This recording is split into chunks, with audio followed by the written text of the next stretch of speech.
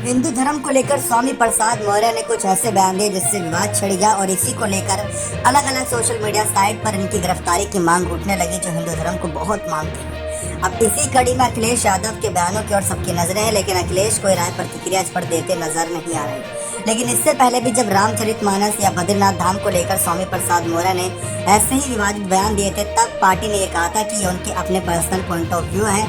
और शिवपाल ने तो ये तक कह दिया था कि हम तो भाई रामकृष्ण को मानने वाले हैं, हम इन सब में विश्वास रखते हैं, लेकिन ये उनके हो सकते हैं कि अपनी खुद की विचारधारा हो जो वो प्रकट कर रहे हैं। लेकिन सवाल ये उठता है कि उन्होंने तब क्यों नहीं प्रकट की जब बीएसपी में थे, ये तब क्यों नहीं प्रकट की जब बीजेपी में मंत्री पद पर थे। अगर शायद तब करते तो शायद इनकी सुनवाई जल्दी होती, लेकिन ऐसा तब नहीं किया। लेकिन अब सवाल उठा है तो इसी का जवाब ढूंढने की तलाश है। लेकिन इन सब के बीच स्वामी प्रसाद मौर्य की गिरफ्तारी की मांग उठ रही है, और ये पहला मौका नहीं है। रामचरितमानस के मुद्दे पर भी गिरफ्तारी की मांग उठी थी। तब सीएम योगी आदित्यनाथ ने जो उन्होंने पंक्तियां उठाई थी कुछ, उसका जवाब सीएम योगी आदित्यनाथ ने खुद दिया था। फिर इसके बाद जब बद्रीनाथ धाम को लेकर बौद्ध मठ बता दिया था, फिर भी गिरफ्तारी की मांग उठी थी। लेकिन इस बार शायद हद पार कर दी, क्योंकि उन्होंने हिंदू धर्म को लेकर जो बात कही वो सचमुच चौंकाने वाली थी।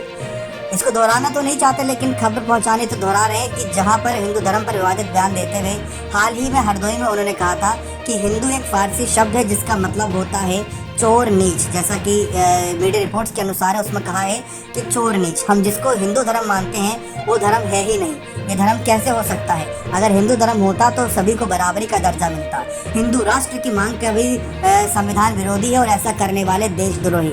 इस दौरान उन्होंने ये भी कह दिया था कि ब्राह्मण कहता है कि हम ब्रह्मा के मुंह से पैदा हुए, ये तो अपनी माँ के पेट से पैदा होने पर भी यकीन नहीं करते। ये तक बात इस बार स्वामी प्रसाद मौर्य ने कह दी। लेकिन देखा जाए तो एक तरफ समाजवादी पार्टी पर यही आरोप लग रहे हैं, अखिलेश यादव पर ये आरोप लग रहे हैं कि जो भी कुछ स्वामी प्रसाद मौर्य बोल रहे हैं वो अखिलेश यादव के कहने पर बोल रहे हैं, वरना इनकी इतनी हिम्मत नहीं होती कि पार्टी के महासचिव इतने बड़े बयान दे जाएं और पार्टी के अध्यक्ष चुप रहें। तो ये सब कहीं ना कहीं अखिलेश के कहने पर है, लेकिन इस पर पुष्टि तो खैर नहीं हुई है।